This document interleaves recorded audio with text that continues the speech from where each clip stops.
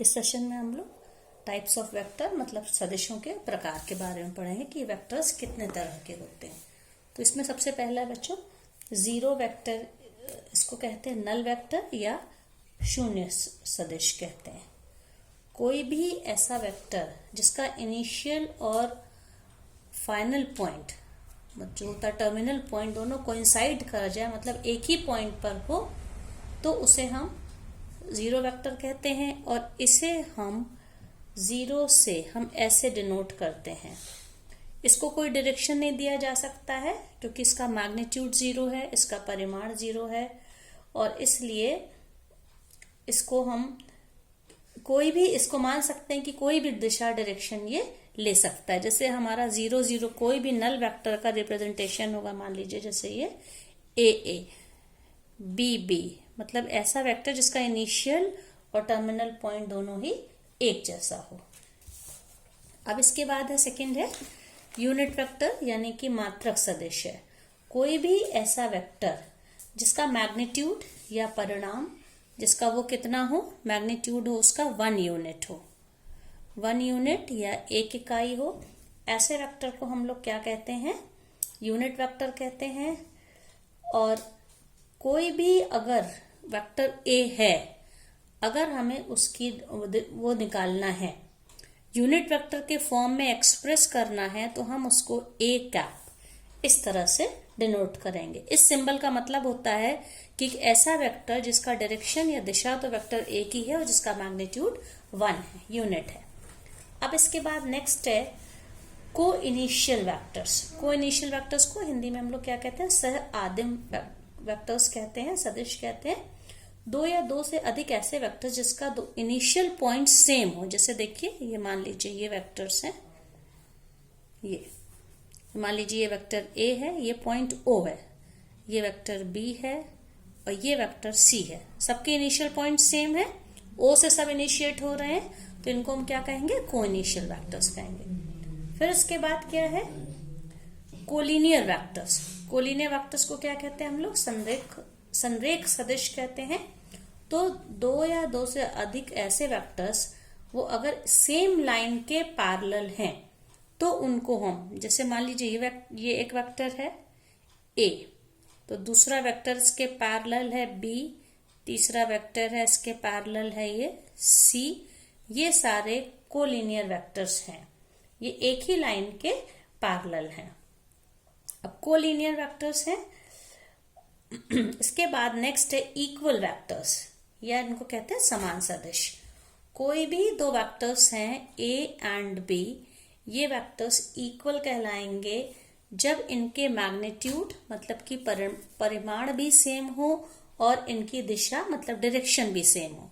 तो वेक्टर्स हैं तो डायरेक्शन तो होगा ही, तो डायरेक्शन और मैग्नीट्यूड जब दोनों ही इनके इक्वल हो तो हमें इक्वल वेक्टर्स कहते हैं। और इनको हम साइन ऑफ इक्वालिटी से इनको रिप्रेजेंट करेंगे, इज इक्वल्स टू का सिंबल यूज करेंगे। फिर इसके बाद है नेगेटिव ऑफ अ वेक्टर। कोई ऐसा वेक्टर है जो किसी गिवन वेक्टर के जिसमें उसकी मैग्नीट्यूड तो सेम है लेकिन उसका जो डायरेक्शन है वो गिवन वेक्टर के ऑपोजिट है, विपरीत है, तो ऐसे वेक्टर को हम नेगेटिव ऑफ दैट वेक्टर कहते हैं। जैसे मान लीजिए मैंने एक वेक्टर ए बी बनाए, ये ए है, ठीक है, ये वेक्टर ए है और इसका मैग्नीट्यूड मान लीजिए 5 यूनिट्स है। अब एक दूसरा वेक्टर अगर हम लें जो कि वेक्टर बी हो और वेक्टर बी का भी मैग्नीट्यूड 5 यूनिट्स हो लेकिन डायरेक्शन इसके आप देखिए ये ऑपोजिट है, दिशा इसकी 180 डिग्री के रूट उस पर है, तो हम कह सकते हैं vector A is the negative of vector B और vector B is the negative of vector A. तो जब भी मान लीजिए कोई वेक्टर ए बी अगर है, ठीक है, तो अगर हमें negative of vector A B दिखाना है तो हम उसको बी ए दिखाएंगे। दोनों के इनिशियल और टर्मिनल पॉइंट इंटरचेंज हो जाते हैं, ठीक है।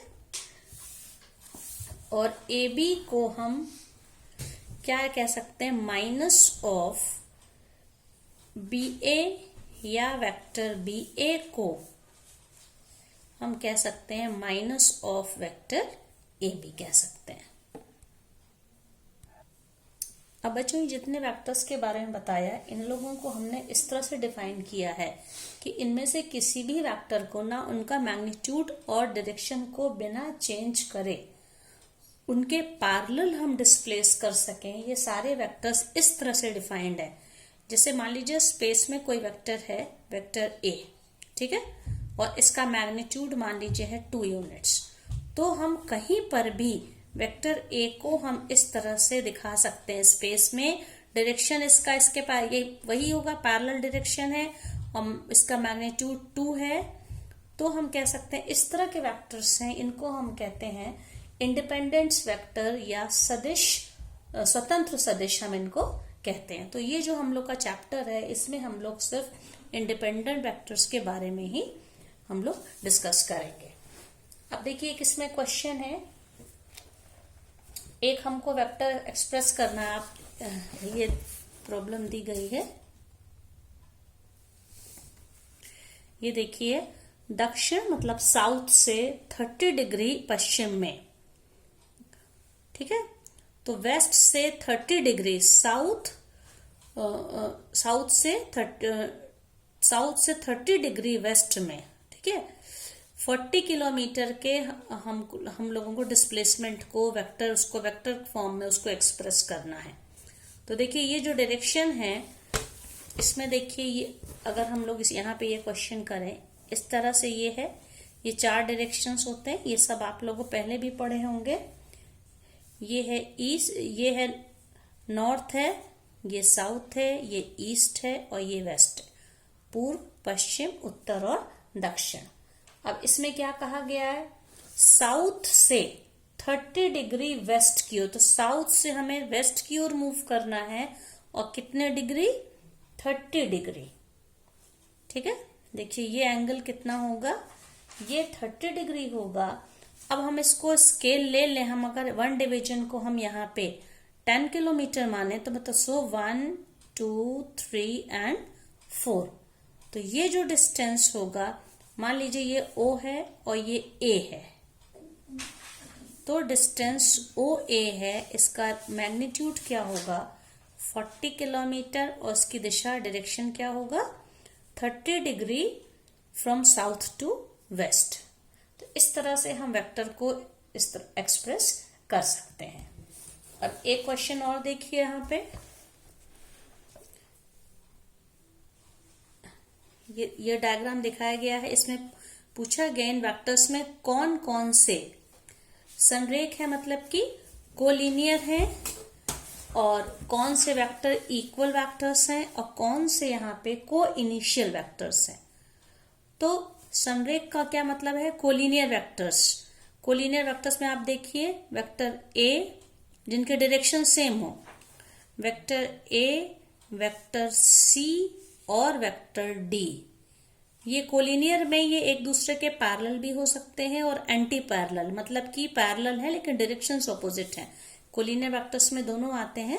तो आप देखिए वेक्टर ए का डायरेक्शन, वेक्टर सी का डायरेक्शन और वेक्टर डी, ये कोलिनियर वेक्टर है। अब कौन कौन से इक्वल वेक्टर्स हैं, इक्वल वेक्टर्स के लिए उनका मैग्नीट्यूड भी सेम होना चाहिए और डायरेक्शन भी। तो वेक्टर ए और सी को देखिए, 1 यूनिट को इन्होंने ये जो एक डिवीजन मार्क किया उसको 1 यूनिट माना है, तो ये वेक्टर भी 1 यूनिट का है, वेक्टर सी भी 1 यूनिट का है, इनका डायरेक्शन भी सेम है, तो ये इक्वल वेक्टर्स है। अब कौन कौन से इसमें से को इनिशियल वेक्टर्स हैं, मतलब जिनका की इनिशियल पॉइंट सेम है। तो आप देखिए वेक्टर बी, वेक्टर सी और वेक्टर डी, तीनों यहीं से ओरिजिनेट हो रहे हैं, यहीं से हो रहे हैं, ठीक है।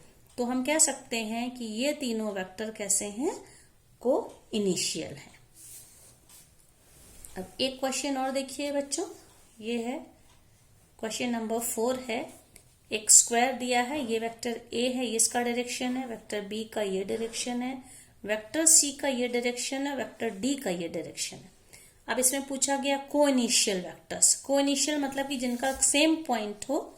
तो आप देख सकते हैं ये वेक्टर ए और वेक्टर डी दोनों यहाँ इस पॉइंट से और यहाँ से स्टार्ट हो रहे हैं, ठीक है। तो ए और डी कैसे हैं, सह आदिम या को इनिशियल वेक्टर्स हैं। फिर इक्वल वेक्टर्स, क्योंकि एक स्क्वायर है, स्क्वायर है तो चारों साइड्स इक्वल होंगी, तो ऐसे दो वेक्टर्स जिनके मैग्नीट्यूड और डायरेक्शन दोनों सेम हो। तो अब आप देख सकते हैं इक्वल वेक्टर्स में कौन कौन से होंगे। वेक्टर डी, ये इसका डायरेक्शन है, और वेक्टर बी, दोनों के ये डायरेक्शन भी सेम है और स्क्वायर होने की वजह से इनका मैग्नीट्यूड यानी कि परिमाण भी सेम है।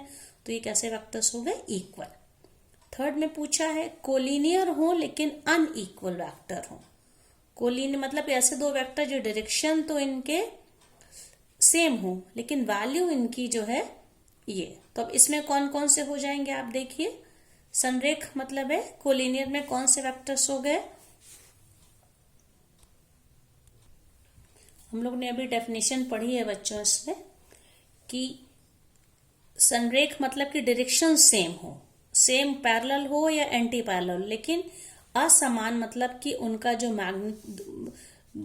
इक्वल वेक्टर में डायरेक्शन भी सेम होना चाहिए, मैग्नीट्यूड भी सेम होना चाहिए, लेकिन असमान वेक्टर में से कोई भी एक चीज अगर सेम नहीं है तो उनको हम अनइक्वल या असमान वेक्टर्स कहते हैं। तो आप यहां पे देख सकते हैं बच्चों, वेक्टर ए और वेक्टर सी, ये देखिए सी इधर से इसका डायरेक्शन है और ए का डायरेक्शन ऐसे है, तो ये कोलिनियर तो है एक दूसरे के क्योंकि पैरेलल हैं ये, लेकिन इनका डायरेक्शन ये इक्वल नहीं है, ये एंटी पैरेलल है। मैग्नीट्यूड भले इनका परिमाण सेम है लेकिन इनका डायरेक्शन एक दूसरे के ऑपोजिट है, तो अनइक्वल है। तो ये अनइक्वल भी है, कोलिनियर भी है, तो इसलिए वेक्टर कैसे होंगे, इसका एग्जाम्पल है vector A and vector C.